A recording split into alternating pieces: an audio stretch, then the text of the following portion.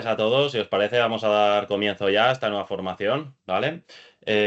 Titulada Cómo construir un equipo ganador, de la mano de Nuria Fons. Os presento un poquito a Nuria, ¿vale? Es exjugadora de baloncesto profesional, formada en el proyecto de siglo XXI, que tuvo una destacada trayectoria como alero internacional con la selección española, logrando la medalla de plata en el Europeo Junior de 1994 y la medalla de oro en la Universidad de 1999.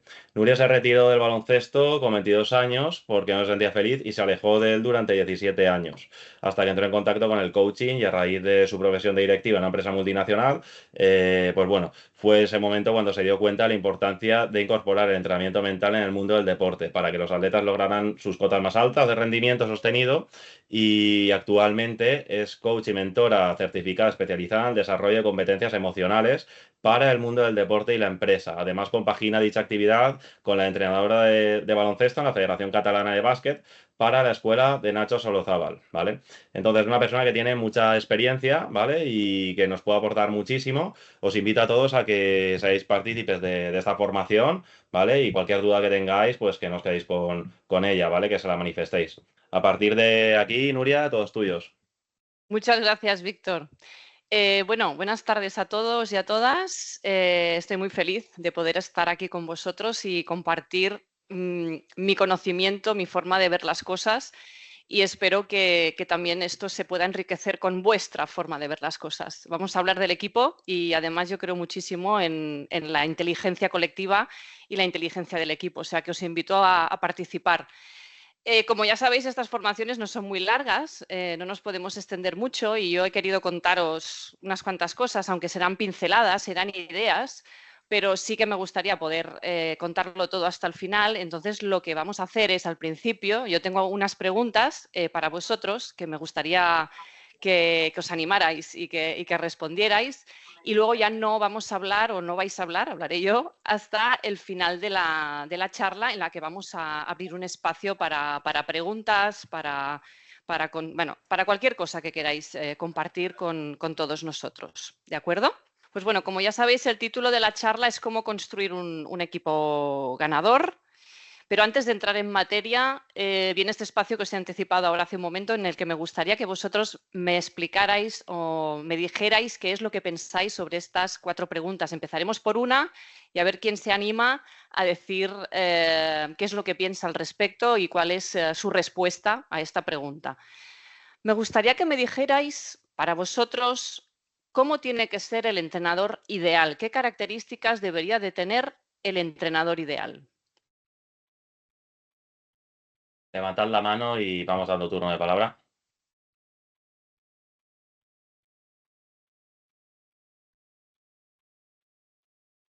Vale, adelante, Marc, habla.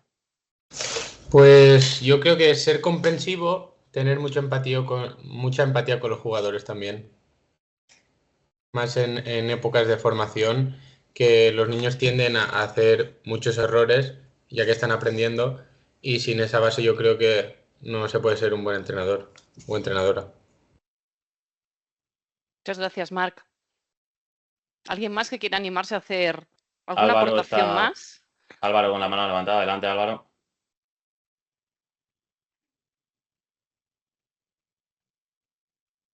Adelante, Álvaro. Tienes el micro, se ve que está abierto, pero no se te escucha. ¿Ahora? Ahora sí. Vale.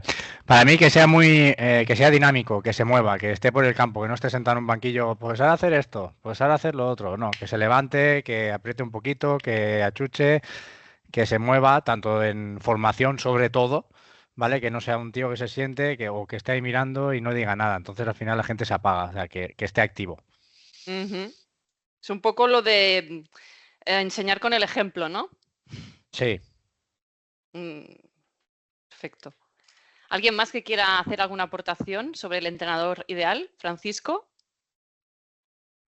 Sí, yo creo que sería importante el tema de crear confianza, ¿no? Que cada uno de los jugadores crea en sus posibilidades, ¿no? Creo que es algo importante para Súper importante. Hoy hablaremos un poco de la confianza, pero será más enfocado a la confianza colectiva. Pero yo, como digo siempre, en esto todo está muy relacionado. No hay cosas que se puedan trabajar de forma parcelada, sino que se están muy relacionadas las unas con las otras. Pero sobre este tema de la confianza en concreto y cómo un entrenador puede ayudar a sus jugadores a generar confianza, tenéis un webinar la semana que viene, martes por la tarde, a la misma hora que hoy, con Montse Cascalló, que os hablará de esto, precisamente. Muchas gracias. ¿Alguien más que quiera hacer alguna aportación? La siguiente pregunta sería: ¿qué no debe tener ese entrenador? O sea, ¿qué características no debería tener un entrenador ideal? Aquello que seguro no tendría que tener. ¿Qué me contestáis a esta pregunta?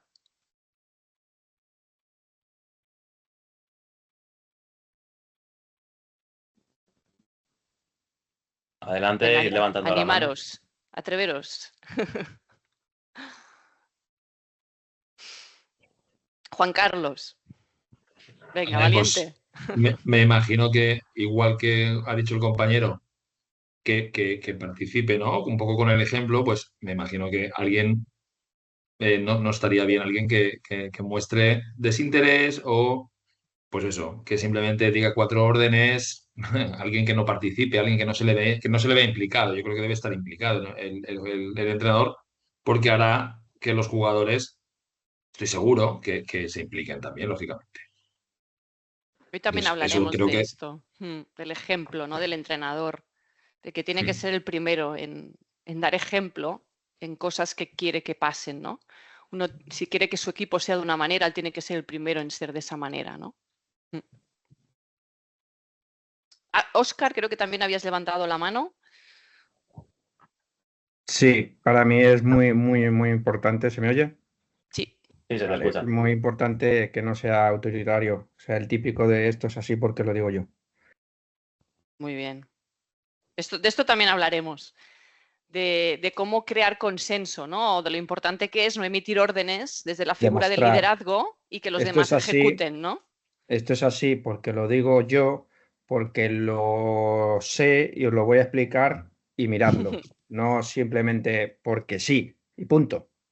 Si no, nunca lo van a entender. Sí, desde luego. Y dar ese espacio también, esa apertura para que, eso lo veremos hoy, para que los jugadores también aporten, porque también tienen mucho conocimiento, ¿no? Y a veces parece que el entrenador tiene que tener todas las respuestas y eso no tiene por qué ser así tampoco, ¿no? Alguien más había levantado la mano, pero se me ha ido el nombre. Diego, adelante, Diego. Diego. ¿Se me escucha? Sí, Sí. se te escucha. Yo también pienso que no debe ser impaciente, que al final cada jugador y jugadora tiene un proceso y bueno, eso, que tiene que ser paciente con con el grupo que tenga. Qué importante esto, ¿eh? Y qué difícil, porque tenemos aquí la presión, ¿no? Por los resultados, por ganar, por objetivos, ¿no? Que tenemos que cumplir y a veces eso no nos permite tener esa paciencia que es tan necesaria, sobre todo en etapas de formación. Maicas, me ha parecido, o algo así, he visto. Miguel Ángel, adelante, habla. Hola, buenas. Hola. Yo creo que es importante no faltar al respeto a los jugadores. No ir a veces a lo personal o al insulto. Para mí, yo creo que eso es muy importante. ¿Por qué crees que es importante no faltarle el respeto a un jugador o a una jugadora? Pues que por encima de todo está la persona, ¿no? La dignidad de cada uno.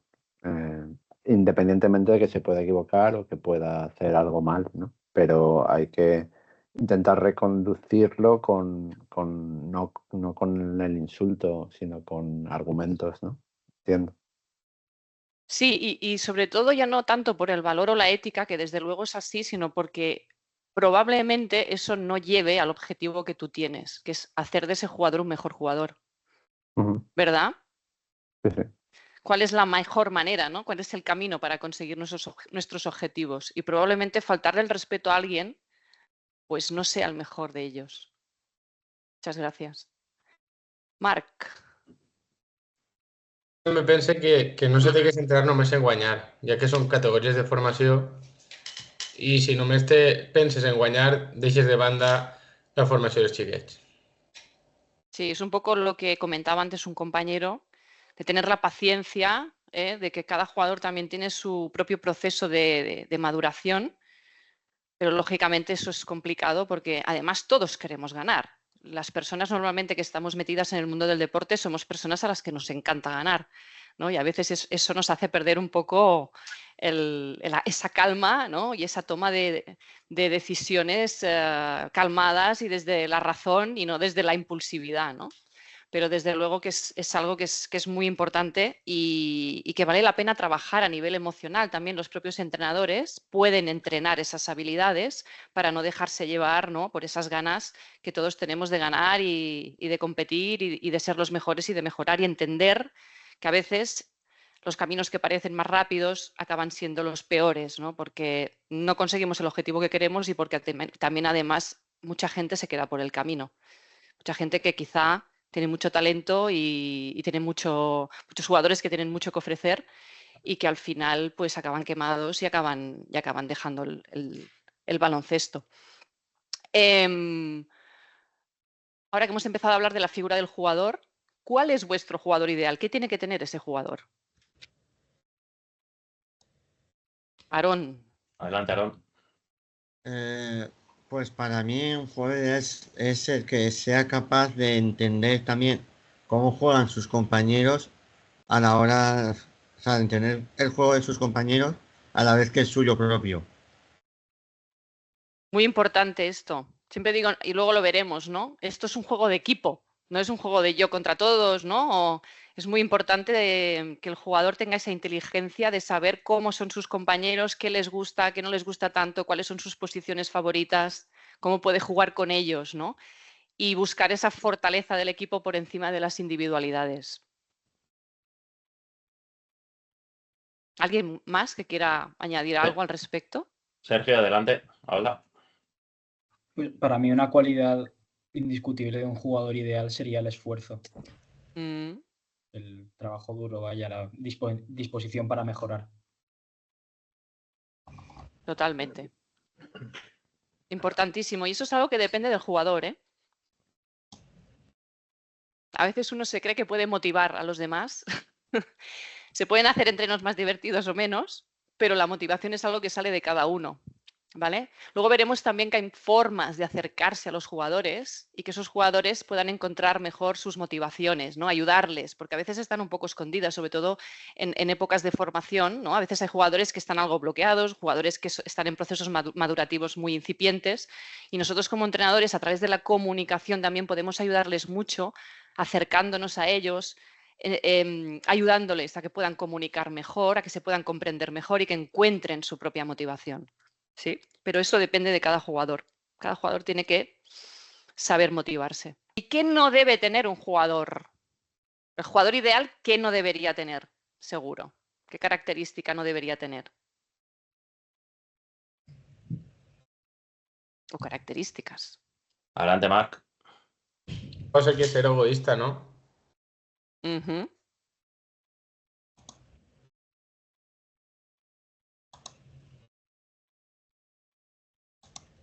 ¿Qué más? ¿Alguna cosita más? Algo que nos guste nada en los jugadores. Aarón. Pues que se burlen de sus compañeros cuando hacen algún error. De eso también hablaremos ahora. Eso es muy importante para crear un equipo de alto rendimiento. Ya lo veremos. Bueno, habéis dicho muchísimas cosas de las que hablaré ahora a continuación.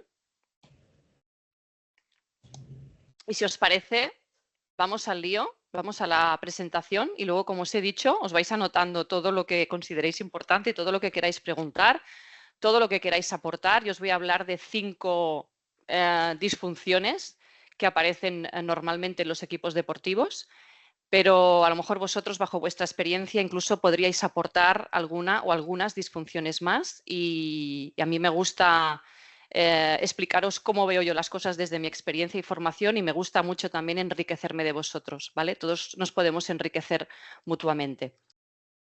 Estos son los cinco principales obstáculos que dificultan el éxito de cualquier equipo. Yo tengo mucha experiencia en el mundo del deporte y también en el mundo de la empresa gestionando equipos. Y mi manera de hacer coaching y de acercarme al coaching de equipos es un poco una mezcla. Bebo un poco, ¿no?, de estas dos realidades que yo he vivido de forma muy intensa, porque además me he dado cuenta de que tienen mucho que ver. Supongo que es porque al final todos somos personas, tanto si estamos jugando a baloncesto como si estamos trabajando para una empresa, ¿no? Y al final los problemas, las dificultades, las actitudes suelen ser muy parecidas y suelen ser las mismas.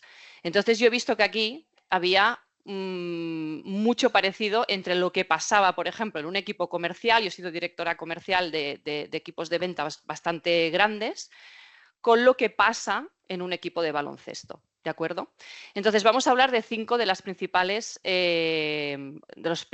obstáculos o disfunciones que podemos encontrarnos en los equipos. Por un lado estaría la falta de confianza, y cuando me refiero a falta de confianza, quiero decir confianza entre los propios miembros del equipo. Aquí no estamos hablando de la confianza individual, sino de la confianza con los demás. Falta de compromiso con el resto de los componentes. Temor al conflicto entre ellos.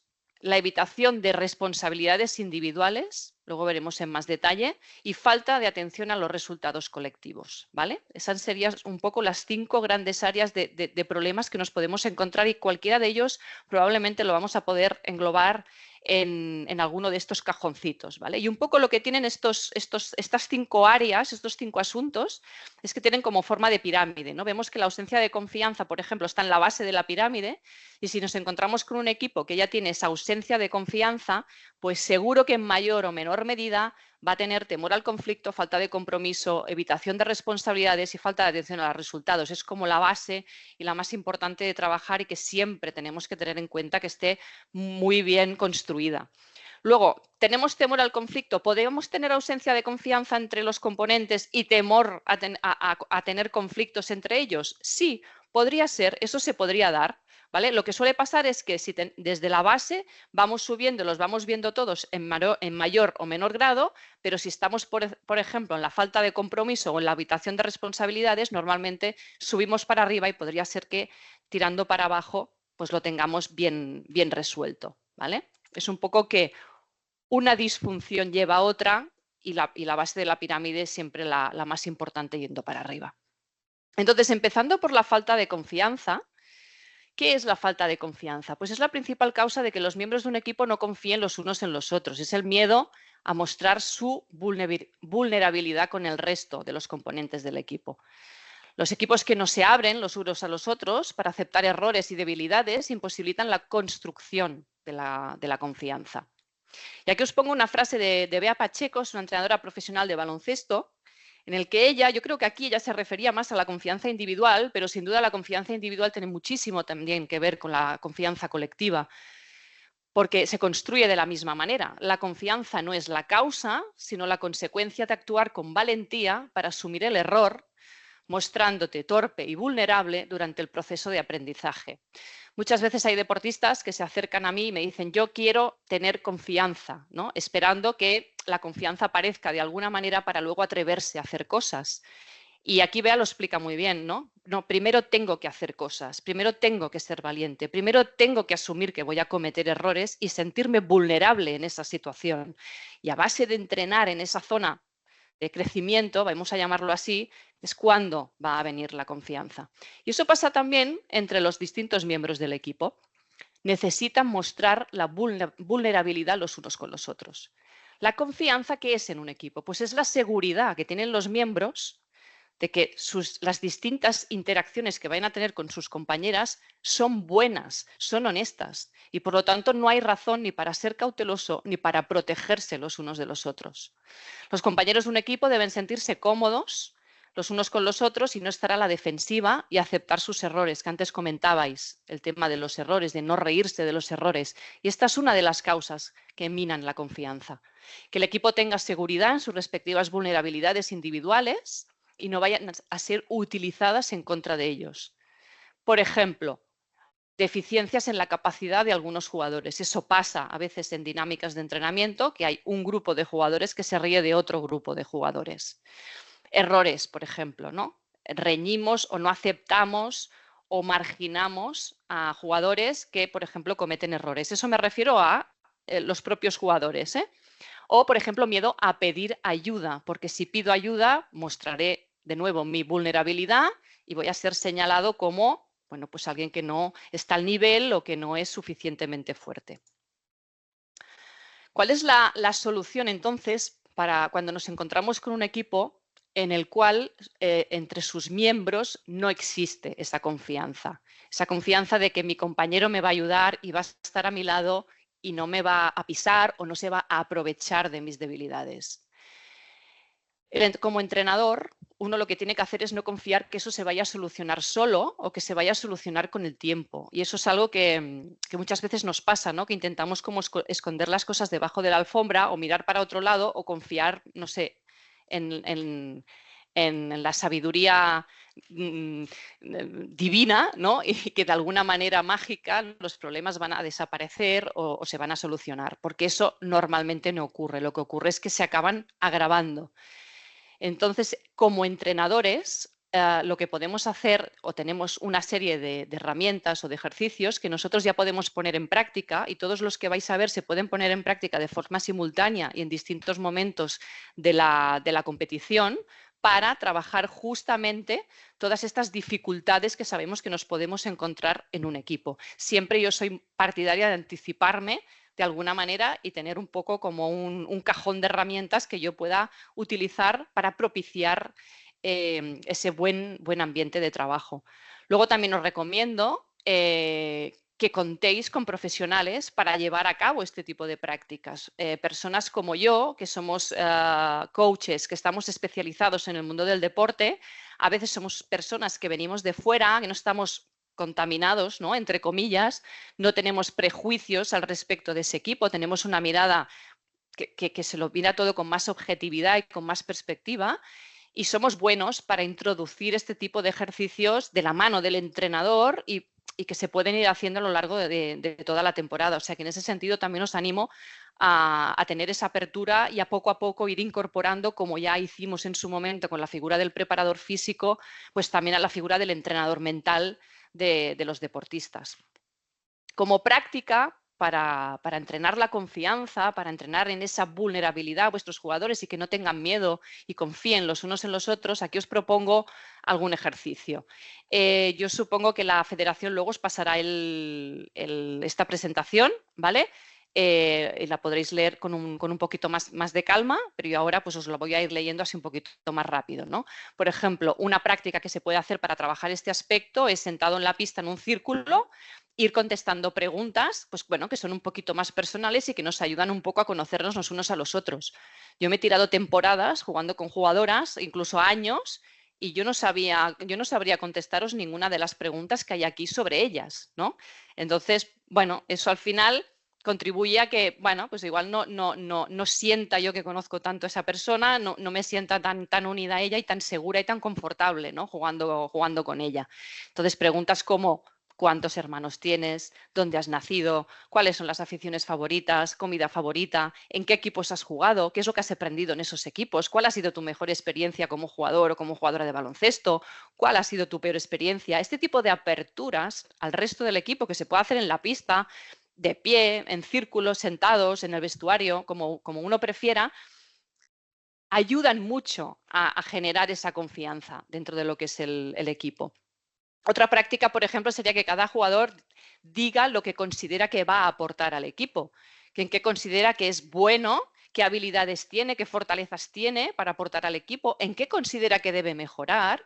Eso es un área estupenda, ¿no? Para mostrar nuestra vulnerabilidad y también, de alguna manera, que todos le digan, oye, nos encanta, ¿no? Que nos puedas aportar esto, esperamos esto de ti, el equipo lo necesita y te vamos a ayudar en esas áreas en las que tú ya nos has dicho que no eres, pues bueno, que no son tus puntos fuertes y nosotros te entendemos, no nos vamos a aprovechar de eso, sino que lo que vamos a hacer es a contribuir a tu crecimiento, ya que esas áreas se conviertan en fortalezas.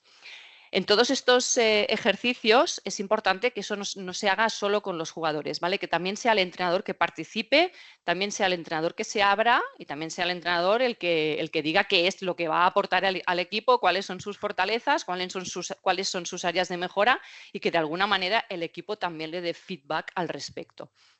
Aquí de forma muy rápida solamente os quería mostrar que hay muchísimos más ejercicios y muchísimas más prácticas que se pueden hacer para entrenar la confianza del equipo, que os recuerdo es la base de, bueno, de todas las disfunciones que pueden venir a continuación. Si esta falla, las demás probablemente van a venir en cadena. O sea que es de entre todas una de las...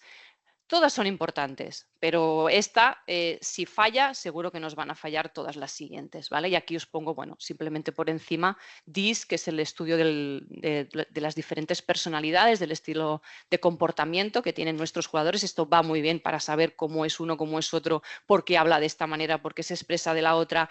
Esto ayuda mucho, ¿no? Personas que a lo mejor son, a la hora de hablar, jugadores, ¿no? Que muchas veces son muy competitivos y que son muy directos y a veces, pues, ¿no? Hacen que los demás pues, se recluyan un poquito más, ¿no? Caracteres que son un poquito más tímidos, pues, por ejemplo, comprender por qué ese jugador es de esta manera. No es que haya ninguna maldad detrás, ¿no? Sino que es su forma de ser, es su forma de comunicarse. Entender eso ayuda mucho a generar esa confianza.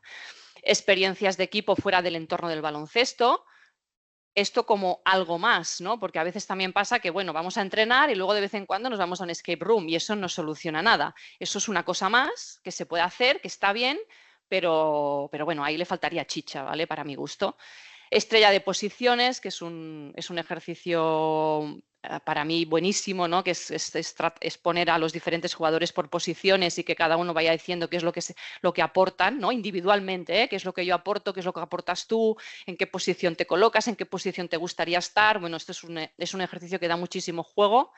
Y ovillo de lana, que también es otro ejercicio entre los muchos que hay, también para comprender cuál es la importancia del equipo, lo importante que todos vayamos a una y también un poco también para darse a conocer. El papel del líder en lo que sería el trabajo de esta área sería el de alentar la construcción de la confianza, animar a que esta confianza se vaya construyendo en el equipo. Por lo tanto, tiene que ser el primero también en mostrar esa vulnerabilidad. Y aquí entramos un poco en lo que comentabais antes de dar ejemplo. Debe crear un ambiente en el que no se castigue la vulnerabilidad, porque también pasa a veces, ¿no? Que hay entrenadores pues, que un poco penalizan, ¿no? Aquel jugador que comete un error o aquel jugador que aparentemente pues igual bueno, parece que le cuesta un poquito más ser un poquito más abierto o tomar más decisiones en el juego o en el partido. Y ideal y fantástico, y eso daría para otra charla, el tema del error, ¿no? Normalizar el error y ya no solo normalizarlo y que tiene que cometerse las veces que haga falta, porque el jugador tiene que atreverse a equivocarse. Es que el error es un gran maestro, el error nos ayuda a crecer. Entonces yo ahí siempre invito a los entrenadores a que en vez de cuando un jugador comete un error decirles que tendrías que haber hecho esto, parar un momento el juego y decirle, vale, volvemos a donde estábamos. Ahora tienes tiempo de pensar qué tendrías que haber hecho, qué podrías haber hecho de otra manera. Y es el propio jugador que encuentra la respuesta y esto genera pues muchísima más seguridad en el propio jugador, que al final es el que juega, porque yo no conozco a ningún entrenador que haya metido el triple de la victoria en ningún partido, ¿no? O sea, las canastas las meten los jugadores, con lo cual cuanto más independientes, más autónomos, más seguros de sí mismos y más confiados sean, muchísimo mejor para el entrenador. Vamos a entrar ya directamente a la segunda disfunción que podría tener un equipo, que sería también consecuencia de la falta de confianza, que sería el miedo que tienen las distintas partes, los distintos integrantes del equipo, al conflicto. Entonces se callan las cosas, no se dice nada, aquí no ha pasado nada, pero en realidad hay un problema que a veces pues, se hace cada vez más gordo o incluso se acaban haciendo bandos o, bueno, la cosa puede ir a más. Algo importante de trasladar, el conflicto no es malo y lo que he dicho al principio, no lo podemos esconder debajo de la alfombra y entonces desaparece. Ojalá pudiéramos hacer eso, pero como no podemos, al final lo que tenemos que intentar es sacarle algo, ¿no? Y hacerlo productivo, que digo yo, ¿no? Para nosotros. El conflicto que se evita está condenado a salir una y otra vez. Por eso es tan importante que lo miremos a los ojos y que nos enfrentemos a él. A veces entrar en conflicto es entrar en conflicto con los jugadores, entrar en conflicto con el staff, entrar en conflicto con muchísimas áreas en las que vosotros tenéis que relacionaros como entrenadores. Ya que os pongo esta frase de Jordi Bouvet, que es entrenador superior de baloncesto, en el que dice, si te van a echar, ¿no? Al final, porque todos tenemos un miedo cuando somos entrenadores, ¿no? Que si no salen los resultados, que a lo mejor no renuevo, que a lo mejor me tengo que ir. Sí, claro, yo tengo que mirar, ¿no? el crecimiento del jugador, pero al final me miden por si gano o no los partidos, ¿no? Él dice, si te van a echar al final, que sea a causa de tus propias decisiones, ¿no? No por el miedo que hayas podido tener a tomar tus propias decisiones y no porque has actuado como otros, ¿no? Te habían dicho que lo tenías que hacer. Yo creo que al final uno, cuando tomas tus propias decisiones, luego te das cuenta de que te has equivocado o lo has hecho bien, pero como han sido tuyas, siempre te quedas con esa tranquilidad de que no he hecho lo que nadie me ha dicho que tenía que hacer ni por miedo a lo que podía pasar, sino que simplemente yo he creído esto es lo que iba con mis valores y con mi forma de pensar, y con eso es con lo que yo creo que un entrenador y cualquier profesional podrá llegar a tener un carácter, una manera de ser y una filosofía diferente al resto. ¿Cómo podemos poner solución, ¿no? Cuando nuestro equipo tiene temor al conflicto? Pues bueno, yo aquí os diría que es importante que vosotros hagáis ver a los jugadores, no que os quitéis el problema de encima, pero sí que hagáis ver a los jugadores que la responsabilidad de resolver los conflictos es de ellos, ¿vale? Aquí es un poco dar esa responsabilidad y vosotros ser un poco mediadores para que eso se acabe solucionando. Y luego os daré un poco las pautas o cuál es la posición que vosotros deberíais tomar aquí. Pero que no os traspasen a vosotros el problema o que no os vengan como los niños pequeños de este me ha dicho esto o el otro me ha dicho lo otro, ¿no? Y que es el entrenador el que tiene que solucionar porque es el líder o es el que manda, etcétera. No, los entrenadores tienen, o sea, los jugadores tienen que solucionarse ellos mismos los problemas. Entonces, ¿cómo hacemos que eso ocurra? Pues para mí, una práctica que es muy interesante es asignarle al capitán del equipo, que tiene que ser la persona más madura, más sensata, más comunicativa, que tenga más facilidad de escucha también, de comunicación y sobre todo de transparencia. O sea, tiene que ser una persona que sabéis que si le transmitís algo, lo va a transmitir exactamente igual al equipo y de la misma manera lo que él o ella perciba del equipo os lo va a transmitir a vosotros.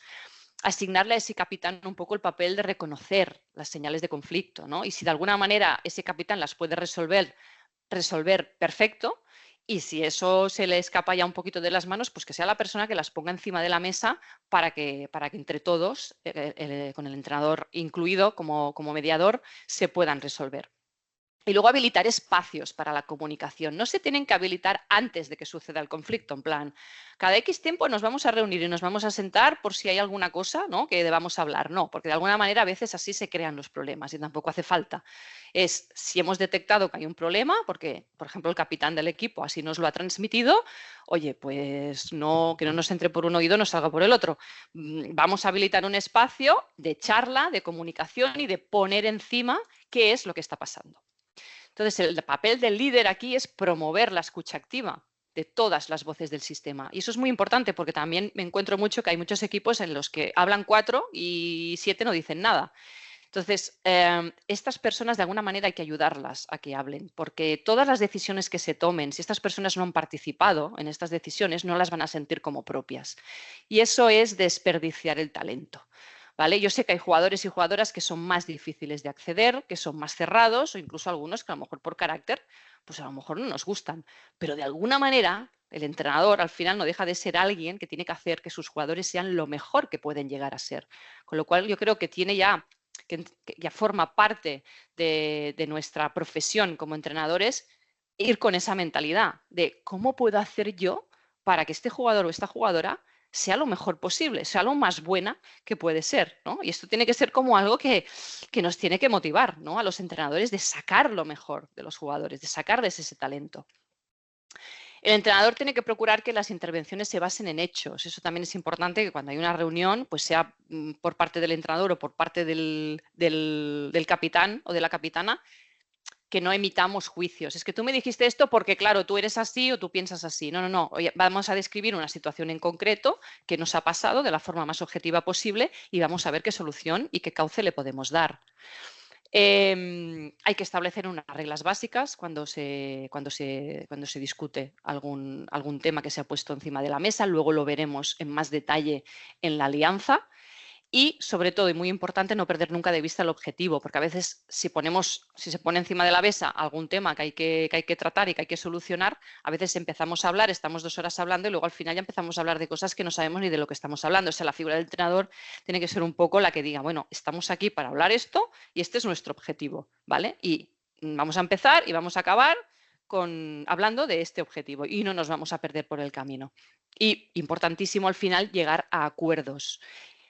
Que no quede la cosa como que a veces pasa, ¿no? En el aire, ¿no? Sin acabar de solucionar. Muy importante que entre todos los miembros del equipo, una vez se ha escuchado todas las voces, se han puesto encima de la mesa los hechos, se ha discutido cómo se tenía que trabajar y cómo se tenía que hablar ese conflicto, se llegue al acuerdo de que a partir de ahora lo que vamos a hacer es esto o lo que no vamos a permitir es lo otro, ¿vale? Y de forma clara y explícita, para que no haya luego lugar a dudas o que quede un poquito poco claro, poco transparente. La tercera área en la que muchos equipos fallan es porque sus componentes no tienen compromiso con los objetivos, compromiso con ese equipo, y eso lamentablemente es una de las áreas que cada vez nos pasa más. Antes era un poquito más fácil que la gente se comprometiera con aquello al menos que empezaba a hacer, ¿no? Y que intentara de alguna manera esforzarse para hacer lo suyo. Y ahora nos cuesta muchísimo, ¿no? Que los niños como que, ¿no? Es que tengo tantas cosas y hago tantas cosas que, bueno, esta es una cosa más, ¿no? El baloncesto ya no es todo, sino que es una cosa de 10, ¿no? De las que tienen, con lo cual trabajar el compromiso se ha convertido en un área bastante importante y bastante frecuente. El compromiso, una magnífica forma de trabajarlo es a través del consenso. Y antes hablabais, ¿no? del entrenador, ¿no? Este entrenador que es empático, este entrenador que no dicta las órdenes desde arriba y así se hace porque yo lo digo. Pues aquí es donde aquí se puede trabajar más esta área, ¿no? Este entrenador dictatorial no es un buen generador de compromiso, ¿vale? Y ahora lo veremos. Los grandes equipos pueden llegar a tomar decisiones claras y concretas. Eso también es muy importante, que cuando decidamos una cosa, todos los miembros del equipo entiendan muy bien lo que se ha decidido. Y es bueno también cerciorarse de que cuando habláis con los jugadores o habláis con un jugador, entiende perfectamente lo que le habéis dicho, porque ya sabéis que yo puedo decir una cosa, pensarme que digo una cosa y cada uno de vosotros a lo mejor está interpretando cosas diferentes. La comunicación no es fácil. Por lo tanto, es importante cerciorarse de que todos lo hemos entendido y que todos tenemos claro el acuerdo al que hemos llegado y el objetivo que nos hemos marcado. Aquí os pongo una frase de un empresario e inversor estadounidense, Ben Horowitz, que dice: a menudo cualquier decisión, incluso la decisión incorrecta, es mejor que ninguna decisión, ¿vale? Y esto es algo que yo, en mi experiencia, en mi propia experiencia personal, os diría que muchas veces he tomado decisiones que luego me han llevado a, digamos, etapas, ¿no? de mi vida que han sido muy duras, pero al final de las que he aprendido mucho.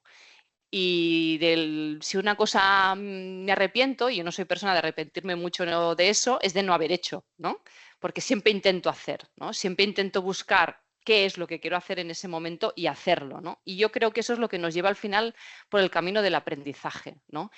Y ahora veremos que es más importante de lo que parece, porque si un equipo tiene que tomar alguna decisión y en ese momento no la está tomando, eso puede llevar a mayores problemas, ¿vale?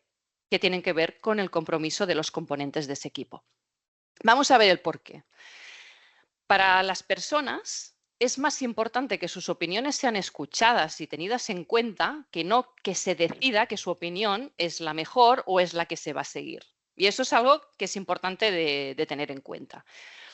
Si se escuchan todas las voces del equipo, tanto en privado como en público, o sea, yo me reúno con mis jugadores, hablo con ellos, con todos juntos, me cerciono de que todos participen, pero además también tengo reuniones en privado que son muy importantes para yo, y luego lo veremos también más adelante, comunicarme con ese jugador y que ese jugador se comunique conmigo y que los dos creemos un compromiso y establezcamos unos objetivos.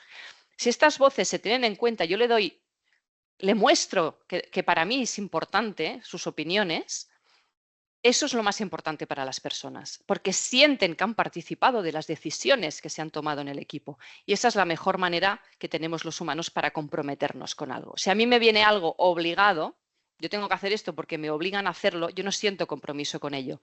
Pero si de alguna manera he construido esos objetivos, sí siento que tengo un compromiso con ellos, porque he formado parte de su construcción. ¿Y cómo se construye ese compromiso? Pues en base al consenso, que es lo que acabamos de hablar, y sobre todo la necesidad de certidumbre. De aquí viene la importancia de tomar decisiones. Las decisiones nos aportan certidumbre a los humanos. Aunque consideremos que no tenemos todos los elementos necesarios, es importante decidir algo, tomar una decisión y actuar. Aquí os pongo una slide en el que se explica cómo funciona nuestro cerebro. Nuestro cerebro busca constantemente respuestas a lo que está sucediendo en su entorno, constantemente. Y aunque no sea la respuesta correcta, si ha encontrado alguna respuesta, se queda más tranquilo, porque le proporcionamos certidumbre. Entonces deja de tener miedo. ¿Qué pasa cuando eso no ocurre? Cuando el cerebro no sabe lo que va a pasar, no se han tomado decisiones y no sabe hacia dónde va. Pues que siente miedo y se da lo que se llama la visión de túnel, que sería no ve todo con perspectiva, se pierde muchas de las cosas que están sucediendo y lo que hace es centrarse en los detalles que le dan miedo y solo ve esos detalles que le dan miedo. Y eso le pasa, y yo lo he visto en deportistas con los que yo he trabajado.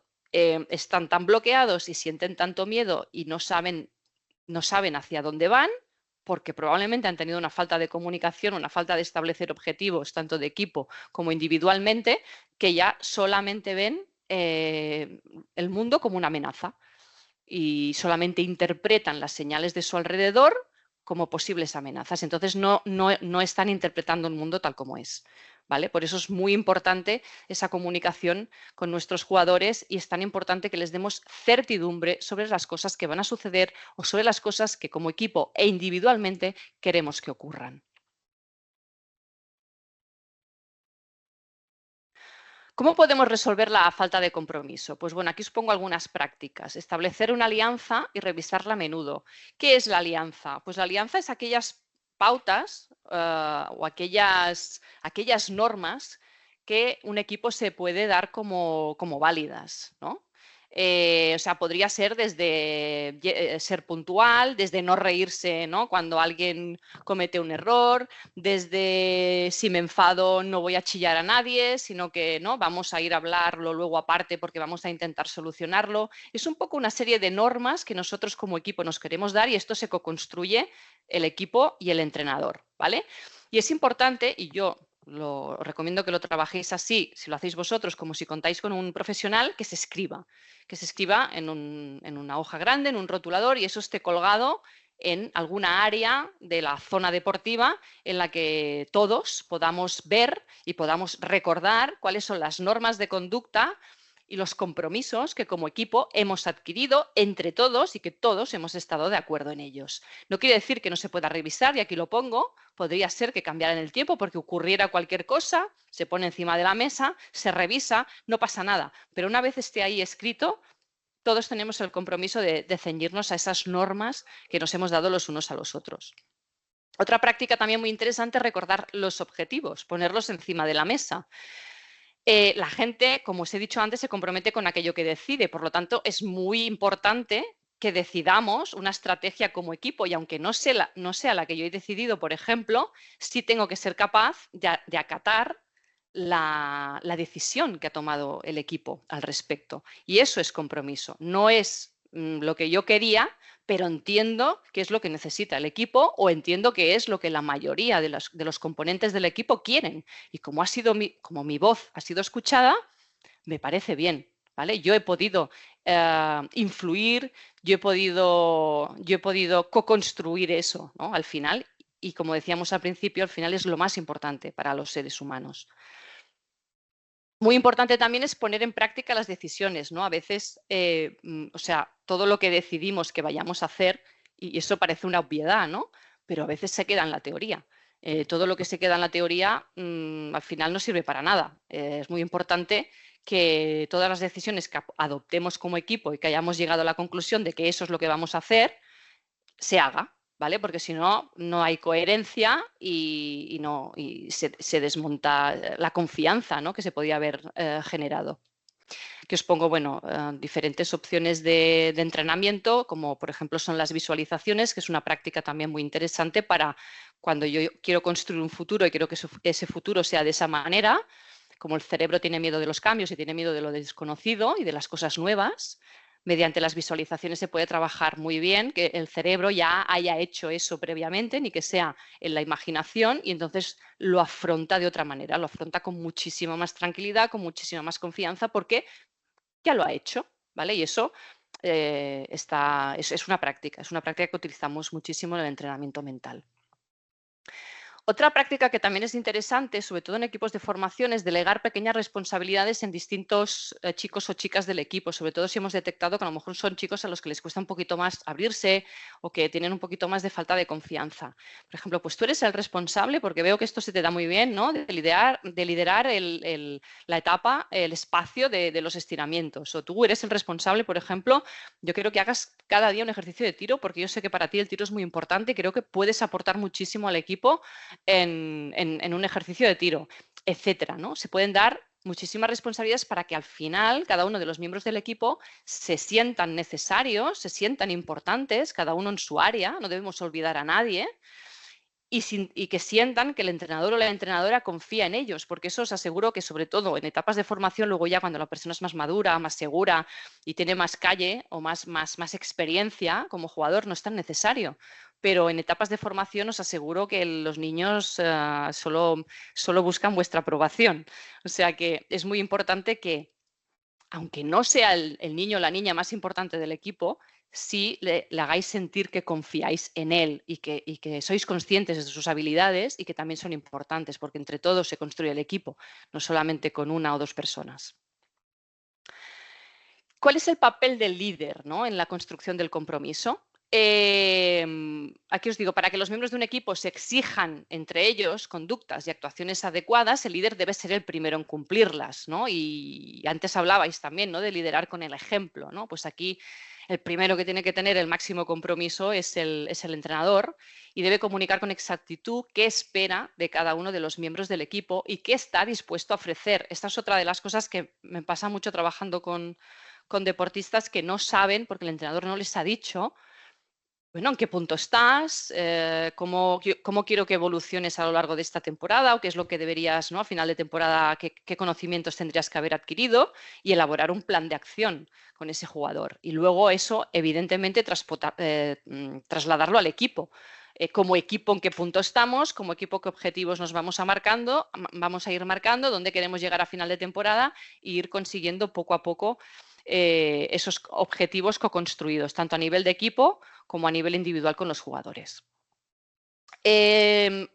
Otra de las áreas en las que nos encontramos que hay dificultad en los equipos es en el tema de asumir las responsabilidades, y eso se detecta muchas veces cuando, por ejemplo, pues el partido está caliente, ¿no? Y bueno, hay que jugarse el balón decisivo, ¿no?, que puede marcar la diferencia entre ganar o perder, subir de categoría, ganar la liga, etcétera, ¿no? Ahí es donde normalmente se ve más claramente esa evasión, ¿no?, de las responsabilidades.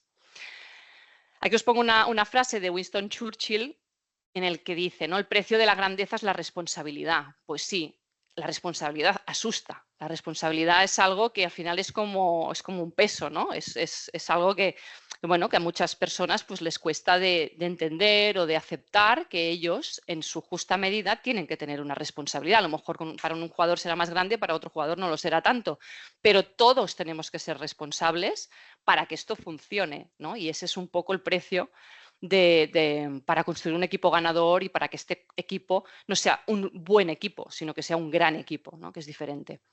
Y aquí os pongo la idea o la filosofía de Stephen Covey, que es un escritor estadounidense que se hizo bastante conocido por un libro en el que hablaba de los hábitos de las personas altamente efectivas. Y yo aquí veo una conexión muy directa con lo que sería también el mundo del deporte, con el tema de la proactividad, ¿no? Muchas veces falta proactividad por parte, ¿no? de nuestros jugadores. ¿Qué es la proactividad? Pues en lugar de reaccionar pasivamente ante las circunstancias, ¿no? Sería tomar la iniciativa, tomar decisiones basadas, ¿no? en principios y valores que previamente nos hemos dado también como válidas en el equipo. Entonces, Stephen Covey describe tres etapas, ¿no? de la responsabilidad. Teníamos la etapa de dependencia, que en esta etapa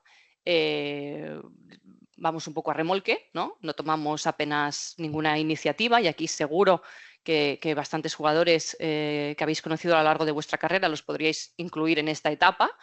La etapa de independencia, que es donde sí que hemos tomado esa responsabilidad sobre nuestros actos, pero todavía no somos plenamente eficaces, porque hay una tercera etapa, que sería la etapa de interdependencia, en los que ya no tan solo sabemos que somos autosuficientes y responsables, sino que además nos hemos hecho conscientes de que necesitamos a los demás para alcanzar nuestros objetivos.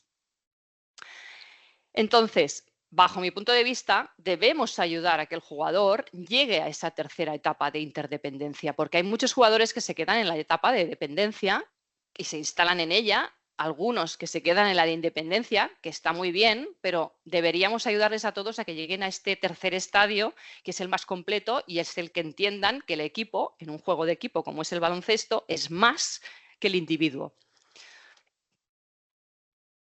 ¿Cómo podemos entrenar la responsabilidad? Pues definiendo y clarificando cuáles son los valores del club, por ejemplo. Porque a veces pasa, ¿no? que hay jugadores que no saben cuáles son los valores del club, porque tampoco nadie se lo ha dicho, ¿no? O sea, voy a jugar a un club, empiezo a jugar y ya está. Bueno, cada club tiene como una filosofía, como un estilo, y eso se tiene que transmitir. De la misma manera que digo el club, digo el equipo, ¿no? ¿Qué valores tiene este equipo? Y esto, por ejemplo, se puede trabajar muy bien en la alianza. No solamente las normas que nos hemos dado como válidas para actuar los unos con los otros, sino cuáles son nuestros valores. Y esto además genera también mucha unión y mucha fuerza y mucha potencia si, por ejemplo, nos marca, o sea, definimos o nos inventamos una palabra o un símbolo que nos defina como equipo, ¿no? Los tigres de no sé qué, ¿no? Algo que cuando decimos esa palabra o decimos esa frase rápidamente nos conecte con los valores que nosotros con los valores que nosotros mismos nos hemos definido como equipo, ¿no? Y eso enchufa muchísimo a los jugadores para luego obtener un alto rendimiento en pista. Muy importante que el entrenador se preocupe genuinamente por la mejora del jugador y por su bien. Os lo digo por experiencia, pero eso es algo que los jugadores, no sé si habéis sido todos jugadores o no, pero los jugadores perciben, pero muchísimo, el entrenador que piensa en él o el entrenador que en él, quiero decir, en él mismo, ¿no? El entrenador que piensa en él como entrenador y en su éxito y en su, ¿no? en su carrera, o el entrenador que realmente se preocupa por los jugadores. Y eso se percibe muy rápidamente, y os digo que hay una clara diferencia en el rendimiento de los jugadores que perciben al entrenador como alguien que se preocupa por ellos. Y luego el concepto de mejora continua, que yo creo que siempre tiene que aplicarse y que es muy bueno para trabajar justo en esta área, que es que definir cuáles son los objetivos e irlos trabajando de forma, o sea, no dejarlos en el camino, no dejarlos en el tintero, sino que, oye, ¿dónde queremos situar este equipo? ¿Dónde me quiero situar yo como jugador? Y avanzar y no quedarse en un estadio como de contemplación o de satisfacción, porque bueno, ahora ya soy grande, ahora ya lo he conseguido todo y ahora ya no quiero seguir avanzando, ¿no? Porque si no avanzo, retrocedo. Esa es un poco la idea de que un buen deportista, yo creo que tiene que retirarse cuando ya cree que, pues ya cuando no tiene esas ganas, ¿no? de mejorar y de seguir mejorando. Es un concepto importantísimo en el mundo del deporte. El papel del líder en este apartado sería importante tener en cuenta que a veces, por ejemplo, un líder excesivamente fuerte genera que su equipo no sea lo suficientemente responsable. Entonces, aquí cuidado con los estilos de liderazgo, ¿no? Que son un poquito más de dictar normas, ¿no? Que no son tanto de generar consenso, de escuchar, de comunicarse, porque al final lo que genera son jugadores que asumen menos responsabilidades porque de alguna manera las delegan en un entrenador que es muy fuerte. El desafío del entrenador es alentar y permitir que el equipo, que sea el equipo el primero en exigirse los unos a los otros ese esfuerzo por conseguir los objetivos. O sea, es maravilloso cuando ves a un jugador que, o sea, de alguna manera, pues antes hablabais, ¿no?, del jugador ideal, ¿no?, que es aquel que se esfuerza. Pues si hay alguien que no se esfuerza lo suficiente para conseguir esos objetivos, para cumplir con esas normas y con esos valores que nos hemos dado como equipo, pues que el propio equipo, los propios jugadores le digan, no estamos contentos con lo que estás haciendo, no estás viniendo a los entrenamientos, o estás llegando tarde, o no estás corriendo el contraataque, o no estás haciendo lo que deberías hacer, ¿no? Y que todos le señalen de forma constructiva para que ese jugador entienda que su responsabilidad no puede evitarla y que tiene que contribuir para que ese equipo pues, consiga los objetivos que se ha marcado. Y luego co-crear recompensas que sean colectivas. Cuando se asumen o se consiguen esos objetivos y hay algo que pueda celebrarse, yo siempre recomiendo que sea de forma grupal, ¿no?, y que no sea de forma individual. Y aquí lo veremos en esta última fase o en esta última disfunción que nos podemos encontrar en el equipo. Veremos que es especialmente importante y también en estos días, ¿no?, hablamos del compromiso, pues también hablamos de la falta de atención a los resultados de equipo, ¿no? También pasa mucho que, bueno, que el equipo pierde, pero yo he metido 20 puntos, pues estoy contento, ¿no? Porque al final la carrera es mía, ¿no? Y yo pues ahora estoy en este equipo y mañana puedo estar en otro y tal, ¿no? Pero al final esto no funciona, ¿no? Y aquí os pongo una frase de Michael Jordan que a mí me gusta mucho y que es muy famosa, ¿no? Que el talento gana partidos, muy bien, ¿no? Pero el trabajo en equipo y la inteligencia gana campeonatos. Entonces, al final es el juego en equipo, ¿no?, el que va a conseguir estar en esas grandes finales, ¿no?, y ganar esos campeonatos, que es lo realmente importante, ¿no?, y lo que realmente te acordarás y por lo que realmente se van a acordar de ti, ¿no?, también.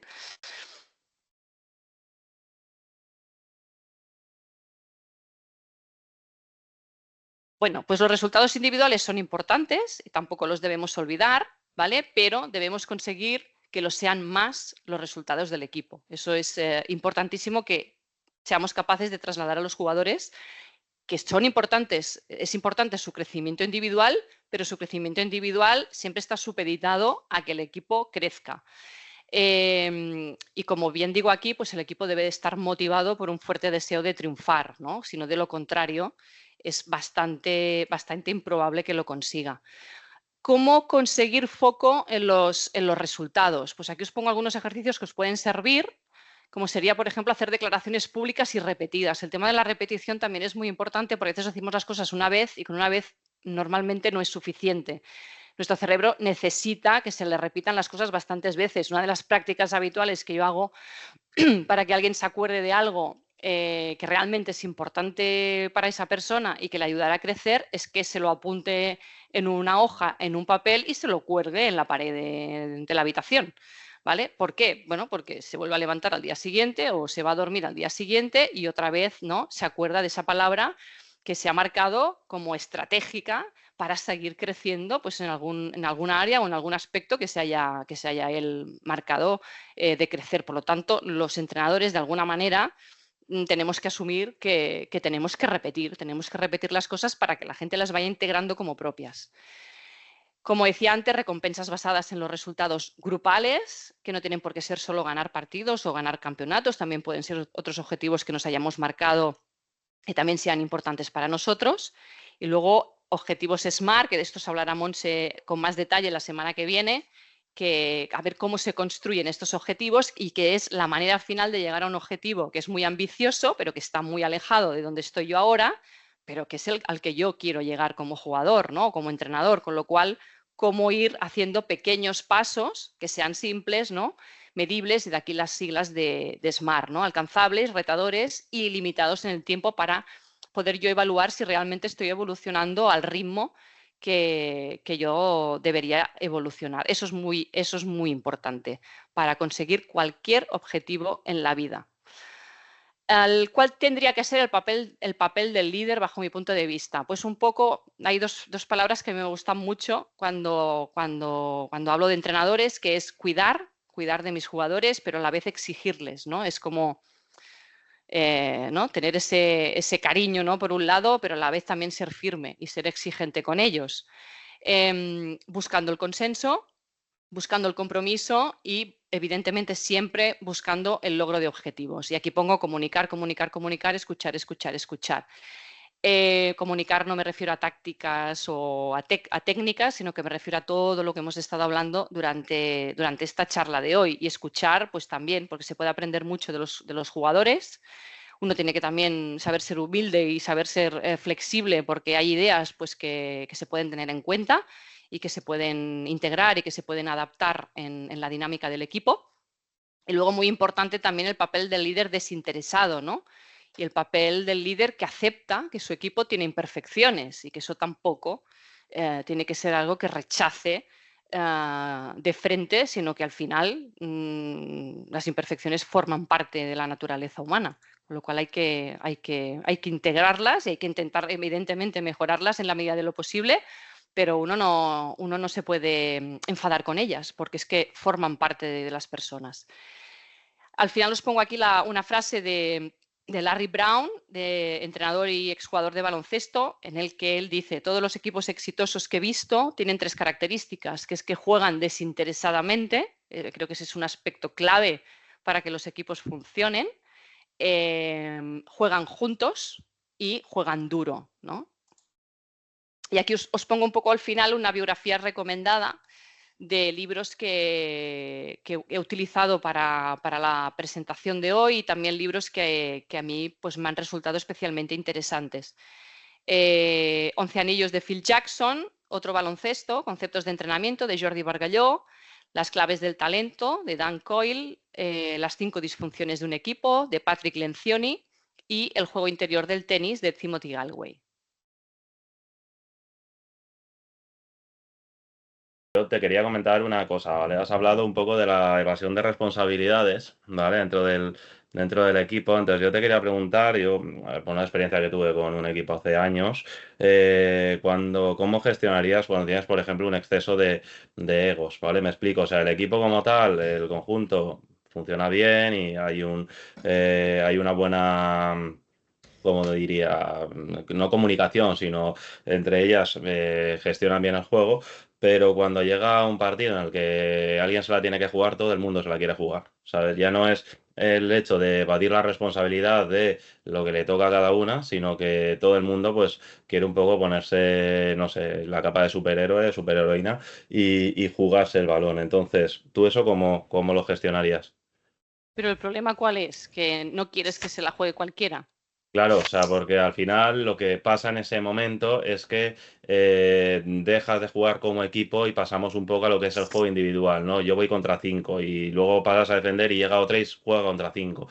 Entonces ya digamos que se rompe un poco lo que sería el conjunto del equipo, ¿no? Cuando en una situación en la que, bueno, un partido que no tenga ningún tipo de presión, ¿no? De condición con el resultado, pues no sucede, ¿no? Pero cuando jugamos un partido en el que pues te estás jugando algo, simplemente pues, bueno, pues que está muy apretado, pues como que todo el mundo quiere ir hacia adelante y bueno, y al final acaba un poco en un fracaso, ¿no? Porque dejas el sentimiento de equipo y pasamos un poco a lo que estabas comentando antes, ¿no? Al talento individual de cada uno. Y claro, el talento individual, esto no es un juego de uno contra uno, sino de un equipo. Entonces, la pregunta es cómo... Dime, Yo te dime. diría que en un partido no sale nada de lo que no se haya entrenado. Ya. Entonces, si hay una dificultad en ese sentido, hay que entrenarla.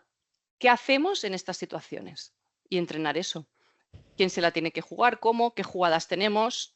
Y decidir cuáles se van a aplicar en ese momento. Porque si cada uno tira por su lado, hay que definir una estrategia y esa es la que se va a tener que acatar y Ya, entrenar.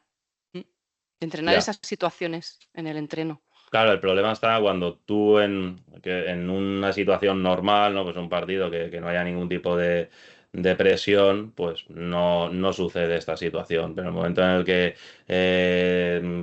tienes una presión, ¿no? Una presión entendiéndose, pues eso, pues, que dependemos de ganar o perder, pues ya condiciona un poco lo que vaya a pasar después. Es cuando la gente pues se Pero olvida, tú ¿no? puedes crear situaciones en el entreno que sean de estrés, ¿no? O que Claro, sean, sí, como un roleplay. O sea, ahora sí, vamos a entrenar como si estuviéramos, incluso te puedes poner el marcador, ¿no? Sí. 78 a 77, ¿no? Sí, a eso me refiero. Última jugada y entrenar qué es lo que quieres que pase, porque así ellas van a estar seguras, lo que decíamos un poco de la seguridad del cerebro, porque ya lo habrán hecho. Eso pasa porque no están, de alguna manera, tampoco no están seguras con lo que vaya a hacer el resto. Y dicen, bueno, pues me la voy a jugar yo, ¿no? Que así de alguna manera yo creo que la voy a meter, ¿no? Y a lo mejor la otra, pues no la mete, ¿no? Pues es un poco trabajar esa confianza de que todas somos capaces. Y si no todas somos capaces, que tú definas quién es capaz y quién se la tiene que jugar y decir, es que cuando haya una situación así, vamos a hacer esta jugada y se la va a jugar esta persona. Y si no se la puede jugar esta persona, va a ser la otra, ¿no? Siempre hay que tener ahí un plan B. Pero al final es entrenar ese tipo de situaciones que no te están saliendo como tú quieres. Vale, perfecto, pues me ha quedado bastante claro. ¿Alguien tiene alguna cuestión que quiera comentar?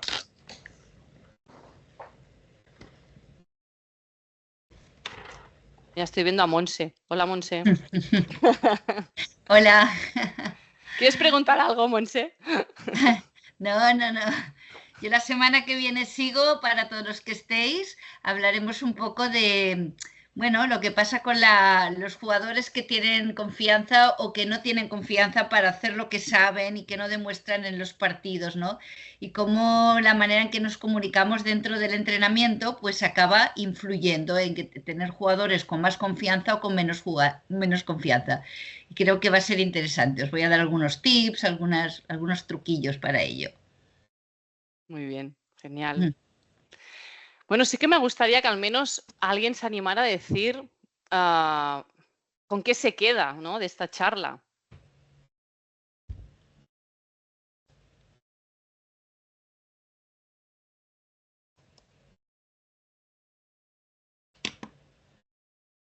¿Nadie se atreve? Oye, pues mira, esto me ha parecido curioso. Esto yo lo hago. Esto no estoy de acuerdo.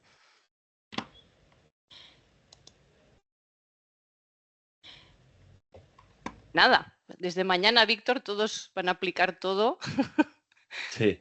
lo que hemos estado hablando hoy. A ver, a mí personalmente me ha parecido muy interesante, ¿vale? Has comentado varias cosas y luego además has puesto también varias prácticas que se pueden llevar en el día a día, ¿no? En función de las diferentes situaciones y creo que bueno, que tiene un nivel de practicidad alto. O sea, que al final no es simplemente una charla teórica en la que, bueno, bien, comentas una serie de ideas sacadas de una bibliografía y ya está, sino que además hay una serie de tips, ¿no? o de prácticas que, bueno, que favorecen un poco la resolución de problemas que se nos dan en el día a día en la pista. Entonces, por mi parte, yo creo que ha sido muy interesante y de verdad que te lo agradezco, ¿vale? Y bueno, y creo que es algo que en el día a día, pues, como te he dicho, podemos aplicar y no es algo que sea exclusivo, ¿no? Para, pues bueno, para este tipo de equipo, ¿no? Para una situación muy específica que tal, sino que estamos hablando de situaciones que a mí por lo menos sí que en mi experiencia he vivido, ¿vale? Este tipo de cosas. Entonces, creo que ha estado muy bien, personalmente. Muchas gracias. Pues nada, espero que haya sido también interesante para vosotros y os animo a todos en la práctica comunicativa. Vale, pues nada, agradecerte una vez más, Nuria, la charla que nos has dado, ¿vale? Y nada, que si quieres despedirte de ellos, simplemente recordarles primero que el martes que viene, el día 11, tenemos una charla con Monse, ¿vale? Y nada, y ya está, si quieres despedirte de ellos, adelante. Muchísimas gracias a todos por estar aquí, por vuestra atención y espero haberos ayudado. Pues muchas gracias y nos vemos en la próxima.